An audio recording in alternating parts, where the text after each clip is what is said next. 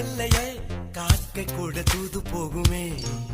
காதல் ஜோதி புகைவதில்லை, காதல் என்றும் குற்றமே பார்ப்பதில்லை. இதில் அற்பமானது எதுவும் இல்லை, இந்த நுட்பம் பொறுக்க புரியவில்லை. வானும் மண்ணு மாறியே போகும் காதல்